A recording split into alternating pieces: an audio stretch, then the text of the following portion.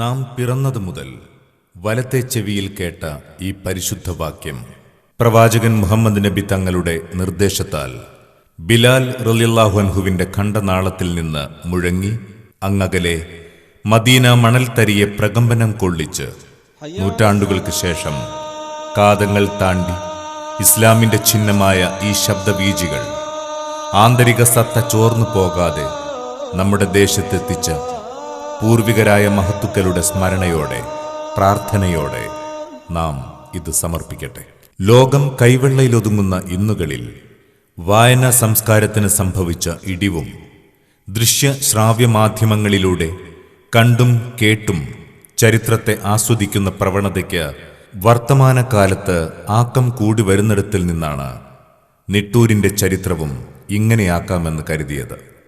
ചരിത്രം യാഥാർത്ഥ്യങ്ങളിലേക്ക് വഴികാട്ടുന്ന വിളക്കും മുൻവിധികളുടെ ഘാതകനുമാണെന്ന നെപ്പോളിയൻ സിദ്ധാന്തം സ്മരിച്ചുകൊണ്ട് നിട്ടൂരിന്റെ ഹൃദയതാളങ്ങളിൽ ഉടനീളം ചലനമേകണമെന്ന ആഗ്രഹത്തോടെ നമ്മുടെ നാടിന്റെ കഴിഞ്ഞുപോയ കാലങ്ങളുടെ അഗാധമായ കയങ്ങളിൽ അല്പമൊന്ന് ഊളിയിട്ടിറങ്ങാൻ കഴിയുമോ എന്ന് പരിശ്രമിച്ചു നോക്കുകയാണിവിടെ. വിജയിക്കുമോ എന്നറിയില്ല. അഗാധമായ ഗർത്തങ്ങളിലെ നിഗൂഢതയിൽ എത്തിപ്പെടാൻ കഴിഞ്ഞതുമില്ല. ആവുന്നിടത്തോളം ഊളിയിട്ടിറങ്ങി കണ്ണിൽപ്പെട്ട മുത്തുമണികൾ വാരി കൂട്ടിയിട്ടിരിക്കുകയാണിവിടെ. അത് നമ്മുടെ നാടിന്റെ സഹൃദയരുടെ മുന്നിൽ കോറിയിടുകയാണ്. ഒരുപാട് അമൂല്യമായവ ഇനിയും ബാക്കിയുണ്ടെന്നറിയാം. ചരിത്ര സത്യങ്ങളും കേട്ടുകേൾവികളും അനുഭവങ്ങളും കെട്ടുപിണഞ്ഞ് കിടക്കുകയാണിവിടെ. ഇത് സഹൃദയരുടെ മുന്നിലെത്തുമ്പോൾ അപൂർണമാണെന്ന് നിങ്ങളുടെ മനസ്സ് മന്ത്രിക്കുന്നുണ്ടാവുമെന്ന് ഞങ്ങൾക്കറിയാം. ആ വികാരത്തിൽ ഞങ്ങളും പങ്കുചേരുന്നു. ഭൂതത്തിൽ നിന്നുറവയെടുത്ത് വർത്തമാനത്തെ തഴുകി ഭാവിയിലേക്ക് കുതിക്കാനുള്ള ശ്രമമാണ് നാം ഇവിടെ നടത്തുന്നത്. അതോടൊപ്പം ഒരു ദേശത്തിൻ്റെ ഗതകാല സ്മരണയും.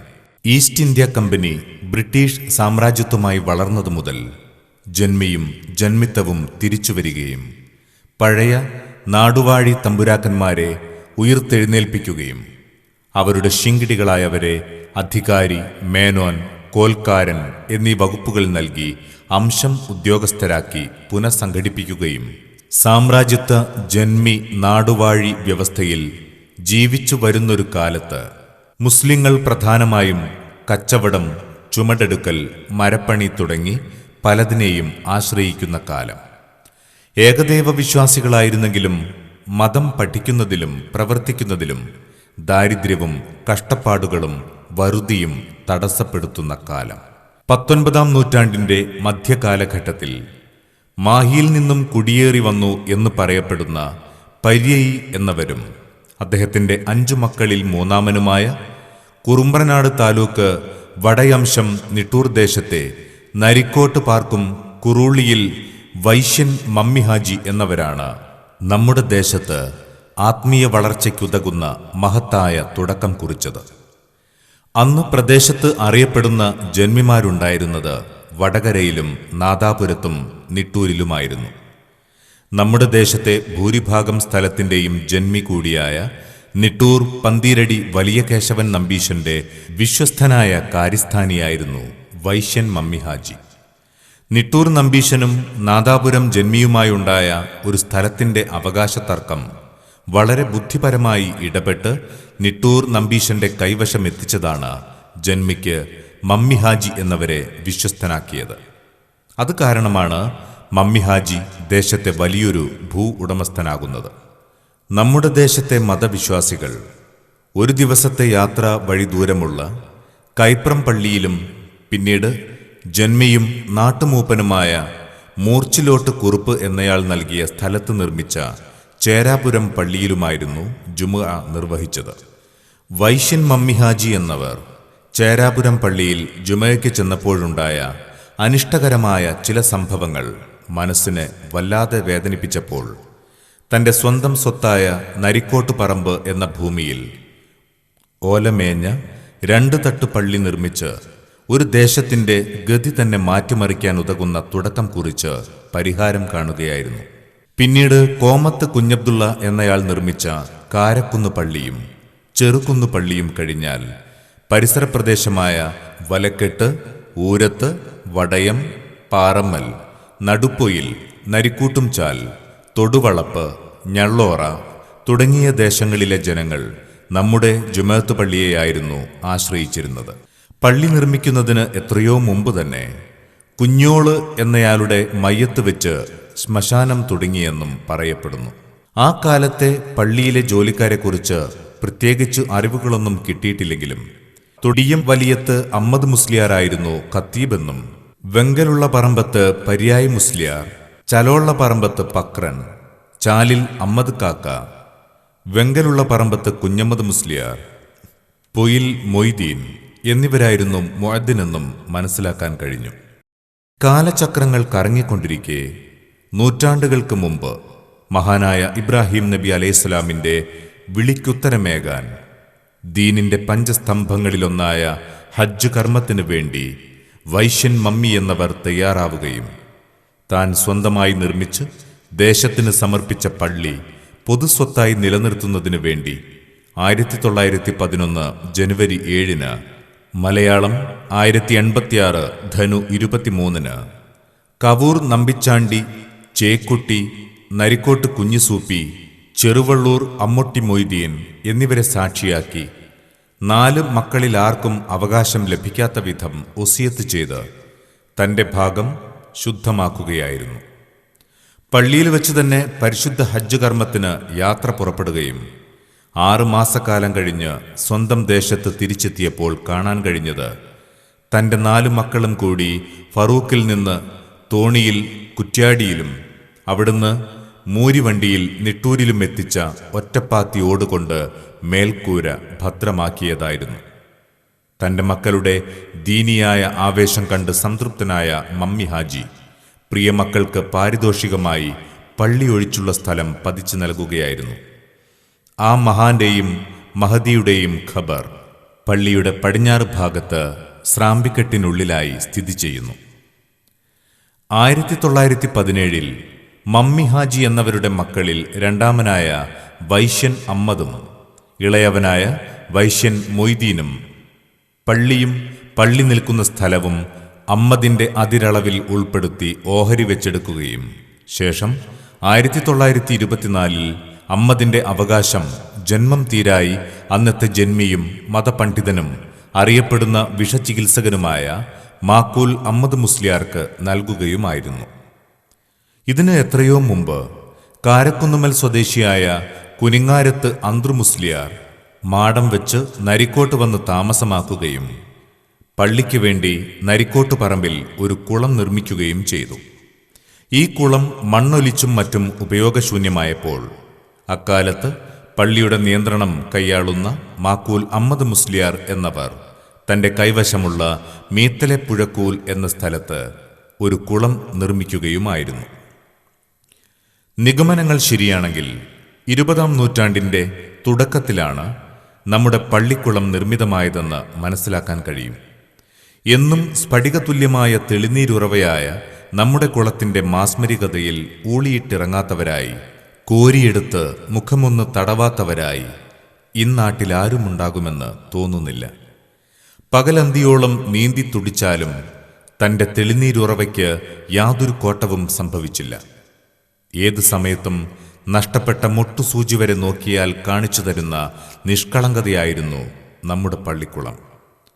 മാതാവ് ആമിന ബീവിയോടൊപ്പം ത്വായിഫിൽ വെച്ച് നീന്തൽ പഠിച്ച മുത്തുനബി തന്റെ സമുദായത്തിന് സുന്നത്താണെന്ന് കൽപ്പിച്ച നീന്തലിന്റെ ബാലപാഠങ്ങൾ ഈ കുളത്തിൽ പഠിക്കാത്തവരായി നമ്മുടെ ദേശത്താരുമില്ല. തൊണ്ടരയിൽ നീന്തൽ പഠിക്കാൻ, 1-2 മലക്കം മറയാൻ, തൊടൽ കളിക്കാൻ, ദീർഘനേരം നീന്തിയും അധിക സമയം മുങ്ങി നിന്നും പുതുക്കക്കാർക്കിടയിൽ അഹങ്കരിക്കാൻ ആ കുളം ഇന്ന് നമ്മോടൊപ്പമില്ല. ചളിയും കല്ലും കാടും നിറഞ്ഞ് പഴയകാല പ്രതാപവും ഓജസ്സും നഷ്ടപ്പെട്ടിരിക്കുന്നു. ഇൻഷാ അല്ലാഹ് വീണ്ടെടുക്കണം നമുക്കതിൻ്റെ പ്രതാപകാലത്തെ, തേടണം നമുക്കതിൻ്റെ തെളിനീരുറവയെ. 20 വർഷത്തോളം നിട്ടൂർ ദേശത്ത് മത സാമൂഹിക പ്രവർത്തനങ്ങളിൽ ഇടപെടലുകൾ നടത്തിയ മാക്കൂൽ അമ്മദ് മുസ്ലിയാർ പള്ളി ഒഴിച്ചു നിർത്തിയും പള്ളി മുറ പോലെ നടത്തിയും നടത്തിച്ചും കൊണ്ട് സംരക്ഷിക്കണമെന്ന നിർദ്ദേശത്തോടെ 1942 എഴുതിക്കൊടുത്ത തീരാധാരപ്രകാരമാണ് മാണിക്കോത്ത് താമസിക്കും പൂവോട്ടും ചാലിൽ മൂസ എന്നിവർ ശ്മശാനഭൂമിയായ നരിക്കോട്ട് പറമ്പിന്റെ അവകാശിയായി മാറുന്നത്. 19-ാം നൂറ്റാണ്ടിന്റെ മധ്യകാലഘട്ടത്തിനു ശേഷം നിർമ്മിച്ച നമ്മുടെ ജുമഅത്ത് പള്ളി 8 പതിറ്റാണ്ടിനു ശേഷം 1949 മലയാളം 1124 പുനർനിർമ്മാണത്തിന് ആലോചന വന്നത്. 75-80 വർഷത്തെ പഴക്കമാണ് പുനർനിർമ്മാണ കാലത്ത് പള്ളിക്കുണ്ടായിരുന്നതെന്നും വിരലിലെണ്ണാവുന്ന വീടുകൾ മാത്രമാണ് ദേശത്തുണ്ടായിരുന്നതെന്നും പൂർവികരും വർത്തമാനകാലത്തെ കാരണവന്മാരും നമ്മോട് സാക്ഷ്യപ്പെടുത്തുന്നു. അന്ന് നമ്മുടെ ദേശം മദ്രാസ് സംസ്ഥാനത്തിന്റെ ഭാഗമായി മുഖ്യമന്ത്രി കാമരാജ നടാർ ഭരിക്കുന്ന കാലം. നാട്ടിൽ കൊടും പട്ടിണിയും ദാരിദ്ര്യവും വസൂരി, കരപ്പൻ, ചിരങ്ങ്, മലമ്പനി തുടങ്ങിയ പലതരം രോഗങ്ങൾ കൊണ്ട് പൊറുതിമുട്ടുന്ന കാലം. വറ്റുള്ള കഞ്ഞിക്ക് പുറമെ കപ്പ, ചേമ്പ്, ചേന, കുല തുടങ്ങിയ ഇടവിള കൃഷികൾ കഴിച്ച് ജീവിതം തള്ളി നീക്കുമ്പോൾ തെങ്ങിന് പൊത്തുകെട്ടിയും കൃഷികൾക്ക് കാവലിരുന്നും കഴിച്ചു കൂട്ടുന്ന കാലം. കൃഷി ചെയ്ത് എന്തെങ്കിലും അനുഭവം കിട്ടിയാൽ ജന്മിക്ക് കൊടുത്തതിൻ്റെ ബാക്കി പത്തായത്തിലിട്ട് അതിൻ്റെ മുകളിൽ കിടന്നുറങ്ങുന്ന കുടുംബനാഥൻ.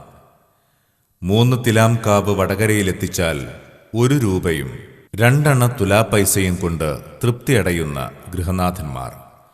പവന് 12 രൂപയായിട്ടും പിറന്നു വീണ കുഞ്ഞുമോന് അരയിൽ ചരട് തന്നെ അണിയിച്ച് സ്വർണം കിനാവ് കാണുന്ന മാതാവ്.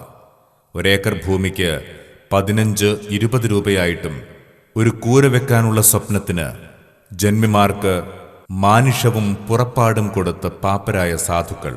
സൂര്യൻ ഉദിച്ചു പോയാൽ പ്രാഥമിക ആവശ്യങ്ങൾ നിറവേറ്റാൻ പാടുപെടുന്നവർ.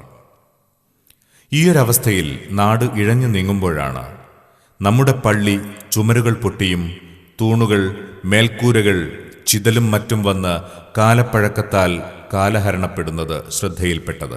കുറച്ചുകാലം മുകളിൽ കയറുന്നതും മറ്റും നിർത്തലാക്കി സംരക്ഷിച്ചെങ്കിലും പള്ളിയുടെ അപകടാവസ്ഥ മനസ്സിലാക്കി വൈശ്യൻ മമ്മി ഹാജിയുടെ മൂത്ത മകൻ പര്യൈ എന്നവരുടെ മകനും പ്രമാണിയും പ്രമുഖനും നാട്ടുകാരണവരും കൂടിയായ ചേരിക്കണ്ടി എന്നറിയപ്പെടുന്ന പൊയിൽ അബ്ദുള്ള ഹാജി എന്നവർ പുനർനിർമ്മാണമെന്ന മഹത്തായ സംരംഭത്തിന് മുക്കത്ത് മുതലാളിയുടെ ആശീർവാദത്തോടെ നേതൃത്വം നൽകുകയായിരുന്നു.